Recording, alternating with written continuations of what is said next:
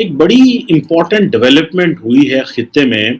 और वो सारी की सारी जो डेवलपमेंट है वो पाकिस्तान के बगैर हुई है। जो भारत है उसके अफगानिस्तान से बहुत मफादात जुड़े हुए हैं, वो वहाँ के हालात से लाताल्लुक नहीं रह सकता। पाकिस्तान का रोल एक स्पॉइलर वाला है। आपकी गाड़ी चल रही है, महंगी गाड़ी चल रही है, शानदार रोड है, अच्छी हवाएं चल रही हैं, मौसम अच्छा है, आप अपनी फैमिली के साथ गाड़ी में जा रहे हैं, अचानक बिना किसी वार्निंग के एक स्पीड ब्रेकर सामने आ जाता है जिसमें कोई मार्किंग नहीं होती। जरूरी है कि फॉरेन ऑफिस को यह पता हो और बाकी जो स्टेक होल्डर्स हमारे फॉरेन पॉलिसी बनाते हैं उनको सबसे पहले ये देखना है कि कश्मीर के बारे में आपने इस वक्त पॉलिसी क्या है। अब मसला ये है कि इस वक्त तक जब भी हमने यूरोपियन पार्लियामेंट हो या यूरोपियन एक्सटर्नल एक्शन सर्विस हो या यूरोपियन कमीशन हो, जब भी वहां बात होती है वहां वो इसमें कोई शक नहीं कि यूरोप के तजारती ताल्लुकात जो हैं और फिर इस वक्त जो उस खित्ते के हालात जो बदल रहे हैं, चाइना के अगेंस्ट उनको इंडिया की सपोर्ट भी चाहिए, तो ये सारी चीज़ों को मद्देनजर रखते हुए देखना यह है कि हमें रेटोरिक से हट के जो प्रैक्टिकल स्टेप्स हैं वो कैसे लिए जा सकते हैं। नमस्कार दोस्तों, स्वागत है आप लोग का INL न्यूज़ के एक और नए वीडियो में। दोस्तों, पाकिस्तान को एक बहुत बड़ा झटका लगा है और एक बार फिर से पाकिस्तान में जो अजीत डोवाल हैं उनका काफ़ी चर्चा हो रहा है। दोस्तों, ऐसा इसलिए हो रहा है क्योंकि अफ़गानिस्तान पर एक बार फिर से ताजिकिस्तान में एक मीटिंग बुलाई गई जिसमें कि पाकिस्तान को नहीं बुलाया गया और इसीलिए पाकिस्तान जो है उसका ये कहना है कि भारत जो है वो मीटिंग करके जो पाकिस्तान है उसके खिलाफ तालिबान को भड़काना चाहता है और भारत ऐसा करने में अगर कामयाब हो गया तो पाकिस्तान बर्बाद हो जाएगा। दोस्तों, आपको पता होगा कि शुरू में जब तालिबान की गवर्नमेंट नहीं थी उसके पहले पाकिस्तान में जब भी अटैक होता था तो पाकिस्तान यही आरोप लगाता था कि ये सब अफ़गानिस्तान के रास्ते हुआ है। और दोस्तों, अफ़गानिस्तान के रास्ते हुआ है उसके बाद से उनका ज़रूर ये कहना रहता था कि इसमें भारत की साजिश है और भारत जो है वो अफ़गानिस्तान के रास्ते पाकिस्तान में आतंकवाद फैला रहा है, ऐसा उनका ये कहना रहता था। लेकिन अब जब उनकी फेवरेट गवर्नमेंट जो कि सबसे ज़्यादा तालिबान जब अफ़गानिस्तान में है तो पाकिस्तानी सबसे ज़्यादा खुश थे, तो उनकी जो फेवरेट हुकूमत है वो अब वहाँ पे आ गई है। फिर भी उनका ये कहना है कि जो भारत है वो तालिबान को इंगेज इसलिए कर रहा है क्योंकि वो चाहता है कि पाकिस्तान में एक बार फिर से धमाका करवाया जाए और ये सब अफ़गानिस्तान के रास्ते हो। तो पहले चलिए वीडियो में आगे और बढ़ते हैं और देखते हैं कि पाकिस्तानी मीडिया का इन सब चीज़ों पर क्या कहना है और इसमें मेजर गौरव आर्या का भी एक क्लिप है तो उसको भी ज़रूर आप लोग देख लीजिए। बड़ी इम्पोर्टेंट डेवलपमेंट हुई है खित्ते में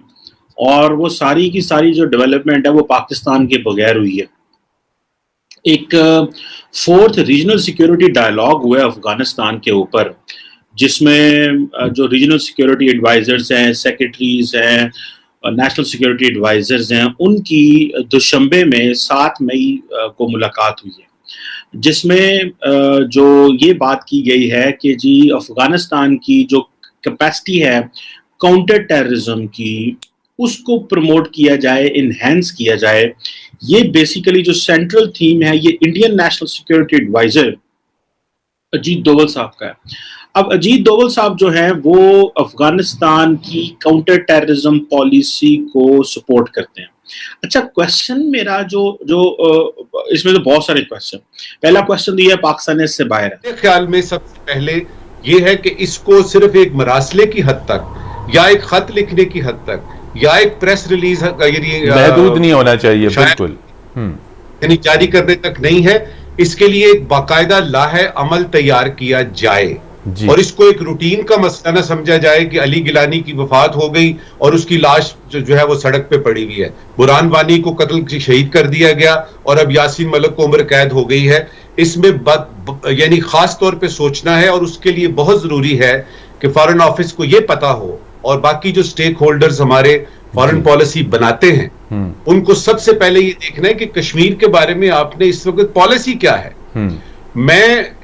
जितना अरसा फॉरेन ऑफिस में रहा हूं, कश्मीर डेस्क पे मैंने काम किया है, सार्क में काम किया है, इंडिया डेस्क पे काम किया है और उसमें मुझे ये पता है कि किसी खास वक्त में हमारे पास मकबूजा जम्मू कश्मीर के मसले के लिए कोई ना कोई पॉलिसी होती है कि हमने ये करना। मिसाल के तौर पे ये 1999-90 की बात है जब हमने ये कॉइन किया कि जी डिप्लोमेटिक, मॉरल और पॉलिटिकल सपोर्ट जो है वो हम जारी रखेंगे और उसके बाद से अब तक यूनाइटेड नेशन सिक्योरिटी काउंसिल के जो आपके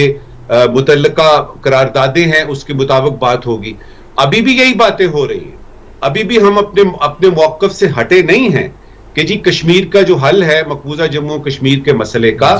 वो हल है यूनाइटेड नेशन सिक्योरिटी काउंसिल के मुत्तफ़िका रेजोल्यूशंस पे अमल करने का, जिसके मुताबिक एक रेफरेंडम प्लेबिसिट होना है जिसमें कश्मीरियों ने डिसाइड करना है कि वो पाकिस्तान के साथ जाएंगे कि इंडिया के साथ। फिर ये भी हमें मालूम है कि किस तरह भारत अफ़गानिस्तान की सरज़मीन को जो चाणक्य की फ़िलासफ़ी है कि अपने दुश्मन को कमज़ोर करो उसके हमसाये के थ्रू, तो वो भारत कर रहा है। तो भारत के इंटरेस्ट तो बिल्कुल वाज़ेह हैं। अब चूँकि इस मुलाकात में इन 8 जो नेशनल सिक्योरिटी एडवाइज़र्स मिले हैं, इनकी मुलाकात में ना पाकिस्तान शामिल था ना अफ़गानिस्तान, तो जो भी इसकी फाइंडिंग्स हैं या जो भी इसका डिक्लेरेशन है वो कोई मायने नहीं रखता, जबकि आप स्पेशली जो इजलास जिस मुल्क के बारे में हो रहा है उसी के रिप्रेजेंटेटिव्स वहाँ अगर मौजूद नहीं हैं तो फिर उसकी मंतक क्या है। चलिए पाकिस्तान नहीं भी है तो ठीक है, लेकिन अफ़गानिस्तान के रिप्रेजेंटेटिव्स को तो वहाँ मौजूद होना चाहिए था। अब मामला कुछ यूँ है कि क्योंकि ये ताजिकिस्तान में ये दुशंबे में इजलास हुआ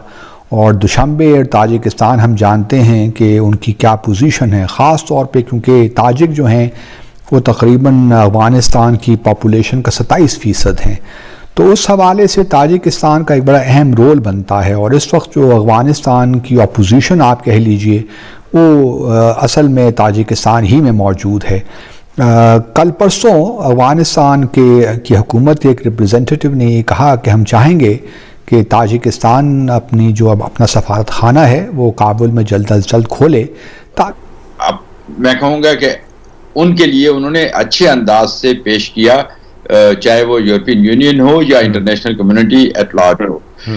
लेकिन हमारी तरफ से जो नैरेटिव आया, हमने हमेशा एडहाक बुनियादों पे हमने काम किया है।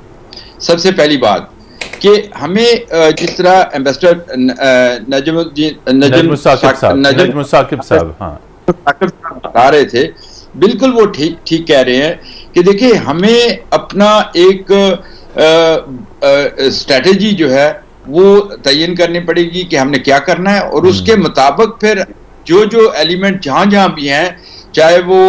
डायस्पोरा हो चाहे वो डिप्लोमेटिक मिशन हो, वो उसके मुताबिक आगे बढ़े। दोस्तों, जैसा कि आपने इस वीडियो में देखा कि कैसे जो पाकिस्तानी मीडिया है वो बहुत ज़्यादा बौखलाया हुआ है और कहीं ना कहीं डरा हुआ भी नज़र आ रहा है। सबसे बड़ी जो चीज़ है वो पाकिस्तान को इसलिए मिर्ची भी लगी क्योंकि पाकिस्तान को उसमें नहीं बुलाया गया। दोस्तों, आपको पता होगा कि जब भारत ने नई दिल्ली में मीटिंग की थी तो उसमें पाकिस्तान को बुलाया गया था, और उस समय पाकिस्तान जो है वो बहुत ज़्यादा एटीट्यूड में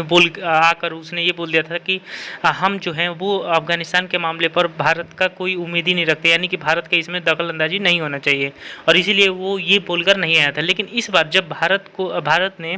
पाकिस्तान को इसमें नहीं बुलाया तो फिर पाकिस्तान को मिर्ची लग गई। और दोस्तों, जैसा कि आपने इस वीडियो में देखा कि पाकिस्तानी मीडिया का ये कहना है कि भारत जो है वो जो तालिबान है उनको पैसे देकर अपनी ओर खींचना चाहता है, और ऐसा अगर वो हो गया तो फिर पाकिस्तान में धमाके जो है वो स्टार्ट हो रहेंगे। दोस्तों,